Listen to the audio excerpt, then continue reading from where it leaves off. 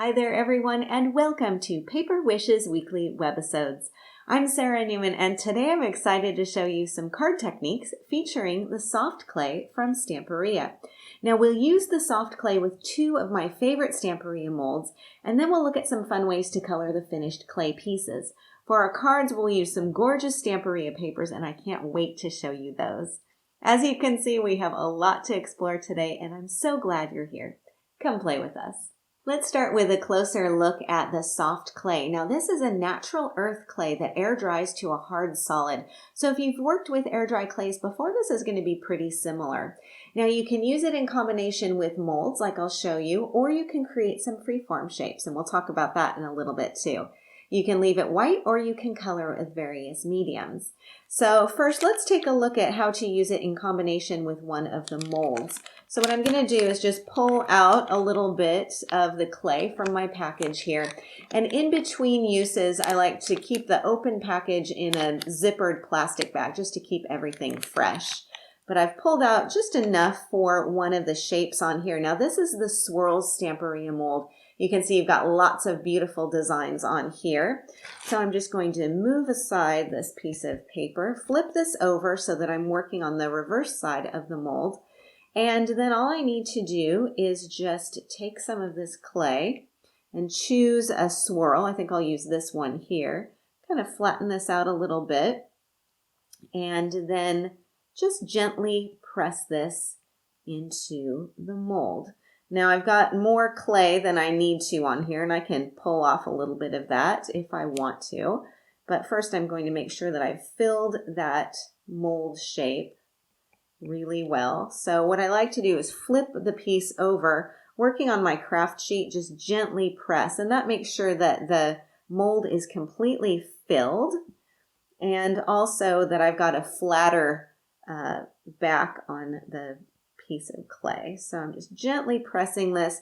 As you can see, I've got a lot of excess clay on here. I can leave that if I want to, or I can remove that before we do the air drying. So I can just pull some of this off and add it back to my open package if I want to do that. So let's see, grab this little bit here and take another look. So you can see I've accidentally removed a little bit too much. I can go back and put that back in. And this will dry in 24 hours. So you do have some time to work with your shapes. You could fill the entire piece if you wanted to without worrying about that clay drying before you're ready. So there you can see I've got my molded piece filled. Then I just need to let this dry and I can have a piece that I can pop right out. Now I've got another mold here. Now this one is the doily and lace mold. And as you can see, you've got a border here, which I've already filled, another border down here, and then a great big doily in the center. And when my clay is all dry, then all I need to do is just gently pop it out from the mold. So I'm just gently working this around, and there you go. So the detail on this is really incredible. I absolutely love this. Now, as you can see, I've got some excess going around here. I can use a craft knife to trim that, or I can use scissors. You can also kind of chip away a little bit with your fingernail if that makes it easier too. So what I would do is just clean up those edges, and then I have a piece that I can color if I want to. Now, if you're wondering what that great big doily looks like, I did one because I couldn't resist. And I think the detail on this is just incredible. Now, this doily is about 5 inches in diameter. So it's a nice big size. Of course, you can trim it down if you want to. It doesn't have a defined outer edge, so I like having the clay extend a bit beyond the edges so you get a really beautiful vintage lacy look. Now for that swirl that I did with the swirls border, once that's dry, it's going to look like this. And you can see I've got some edging going around the outside. Again, if I wanted to trim in here, I could definitely do that, but I really like having the excess clay on there. I think it actually looks very vintage and very beautiful. So you've got the Swirl Stamperia mold that has 7 embellishments, and then also the the doilies, and that has 3 embellishments. So you have lots and lots of different designs to choose from, and I just love the detail that you can achieve. So now that we've seen how easy it is to use in combination with the molds, let's take a look at how we can personalize our clay pieces. One of my favorite ways to color the clay pieces is with opal polish from Creative Expressions. And you've probably seen the opal polish in some previous webisodes, and you know how easy it is to apply right onto paper or cardstock. But it also looks gorgeous on clay, and the sponge makes it really easy to apply too. So I thought I'd demonstrate this with this big, beautiful doily clay piece that I have. So all I need to do is just open up my jar of opal polish, and this is the Summer Sky. Got the sponge included in here, so I'm just going to dip the sponge right into that medium, scrape off the excess, and then simply apply right onto my clay piece. And I'm just using a gentle swirling motion here. You can use as much or as little of that opal polish as you want. You can go back and add more colors if you want to. The possibilities are really endless, but I absolutely love how the sponge makes it so easy just to skim along the top areas of the design, so that you can really create a beautiful dimensional effect. You still have the white of that clay showing from the bottom, but the detail and the design and that color and the shine just come out. It is so beautiful and such an easy way to personalize your clay pieces. So again, use as much or as little as you want. You could actually come back with a couple of more colors on there too if you wanted to as well. So this is with the doily, and I think that looks absolutely stunning. Let me show you a card project that I have too. Now this one is also using the Summer Sky opal polish, and I've done it on the molded pieces here. I've got that border that we looked at earlier, the one that I popped right out of my mold. And then I've also got one of the swirls from the swirls mold as well. So the background paper that I'm using on the rest of the card is from the Grand Hotel paper pack from Stamperia. And this is actually all one piece of paper. So I didn't have to do any patching or anything. They come with those beautiful borders on them. So it's a quick and easy way to just cover your card with that pattern paper. And then you can add your elements on top. So all I've added here are some dazzle borders. I've got a little loopy heart swirl border down here and one accenting this tag. Now the tag is also from the Grand Hotel paper pack. It's an easy cutout, and I love how the design on here matches with the designs in the molds as well. So you get a really coordinated effect. Now I've lifted up the tag on some foam tape, and that's really to accommodate for the depth of that molded border on here. So it makes it a little bit more balanced. So quick and pretty easy to do as well. And that opal polish just works beautifully on the soft clay pieces. So now that we've seen that technique, let's take a look and see what we can do with stamping ink. Stamping ink pads work beautifully with the soft clay pieces. And I've got a swirl here from the Swirls mold, and I thought I'd color it with some of the Midas Metallic Pigment ink, just to give some vintage color to this piece. So all I need to do is just hold down the piece with one hand and then apply the ink directly onto the clay, right from the ink pad itself. So I'm just gently pressing this on here, and I think you can see how that color and that shine is showing up. I'm going to kind of turn this around a little bit, make sure that I don't get it all over my hands, and just come back and press some more of this on here. And as with the opal polish, you just use as much or as little as you want to. Now, because I've left some of the edge of the clay around here, I'm getting a really pretty antiqued effect, and I just love this. Now, because this is a pigment ink, and you know that pigment ink does take longer to dry, especially on non-porous surfaces like clay, you're going to need to use a fixative to make sure that the ink doesn't rub off. So you can use an artist fixative, but my favorite trick is just to use some inexpensive hairspray. And this is an aerosol hairspray. Just to give a couple of mists of that hairspray, let that dry, and then you are ready to add your piece onto your card or your surface. Now, I did a little bit of experimenting here, And I thought I would try out the Harmony water reactive dye ink pad. And I've just simply applied this in the same method onto this swirl here.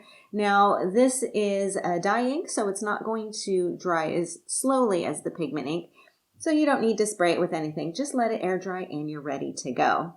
Now, I also wanted to try out this same Lagoon ink pad with some water as well. So I did an experiment on this swirl. I inked it with Lagoon, and then I misted it with water so that the ink would sort of run into the crevices of the piece. And I think it really nicely softens the ink color and gives a pretty monochromatic look. Now, you just want to make sure not to over soak it, as that can weaken the clay. And then you just need to let it dry. So quick and easy, you can easily add ink onto those clay pieces. And here's a card project that I've done with one of those inked pieces. Now with this card, I've again used the metallic gold ink on a large swirl, which I've left with the edges of that clay showing. It makes a really nice vintage-inspired accent on the corner of this card focal. The papers are again from the Grand Hotel paper pack, and I've just cut out a border of that beautiful pattern paper to go across the center of the card, and then used one of the focal cutouts from the paper pack as well, and that's just right here in the center. Now, I also used that Midas gold ink pad to ink around the edges of the cutout as well as the edges of the card, and that just really coordinates everything. So now that we've seen how easy it is to use the soft clay with molds, let's see what we can do with some freeform shapes.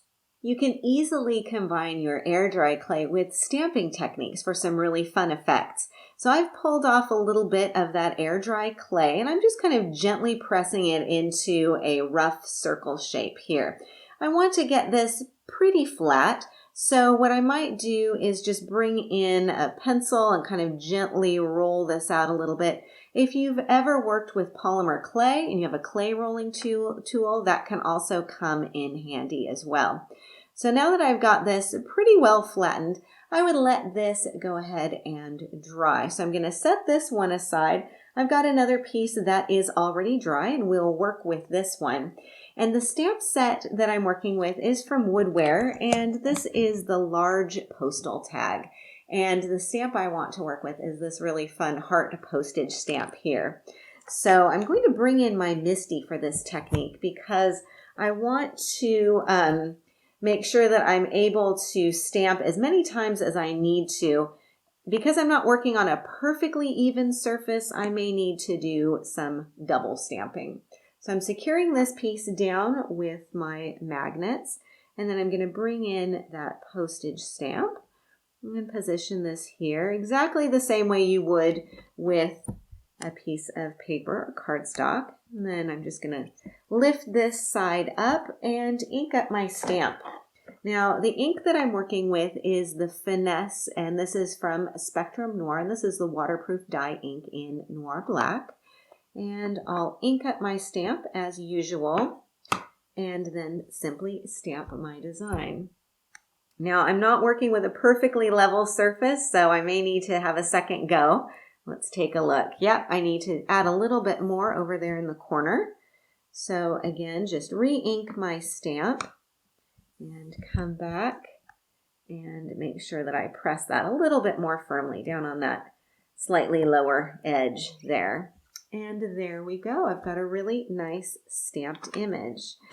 And crisp and beautiful. I do need to let this ink dry though, so I'm going to set this aside and let that air dry. But while that is drying, I wanted to show you something else with this piece of clay that I rolled out earlier, and this is still wet. You may be wondering if you can stamp on the clay. Can you also stamp in the clay? And yes, you can. So once again, using one of the Woodware stamps, I'm going to grab this really fun postage mark as well. I've got this mounted up onto my acrylic block, and I don't have any ink on this, but all I want to do is just simply press this into the clay, and you can see that I get a really cool impression. It's almost like sealing wax. Now, once I let this dry, I can come over it with some gilding polish or some of the opal polish and create a really fun effect there as well. So I thought I'd show you that technique too. Now, going back to our stamping on clay, I've got a piece here that I've used on my card. Now, with this, I've first colored the clay piece with opal polish, and I used the golden flamingo color. So you just apply that as you would to paper, let it dry, and then stamp right on top. And again, I use that waterproof dye ink in Noir Black. For the rest of the card, of course, I'm using that gorgeous Grand Hotel paper pack and some black dazzles just to add a little bit of contrast on here. Now the card focal is a cutout from the paper pack, and I edged this with the golden flamingo opal polish to coordinate with the clay piece. I've also edged with golden flamingo around the outside edge here. Now, if you wanted to, you could also, before the clay dries, you could poke a little hole at the top of this and thread through a jump ring to have a piece of jewelry. You could put a little magnet on the back of that as well, and then you could attach it to your card with some non-permanent adhesive, and you would have a gift on a card, and that might be another fun idea. So with this last card project, I think you can start to see just how many different ways there are that you can use the soft clay from Stamperia, and of course those gorgeous background papers as well. I think you're going to have a lot of fun with this collection. I am so very glad that you've joined me today, and I can hardly wait to see what you come up with. Thank you so much for watching, and thank you for being a part of the Paper Wishes family. We're really just so glad that you're here with us. Do be sure to leave a comment because we love to hear what you think about today's video too. Each item can be purchased separately, and you can see them below. However, we've also bundled them into a creative money saver just for you. For that money saver, just see the webisode on paperwishes.com.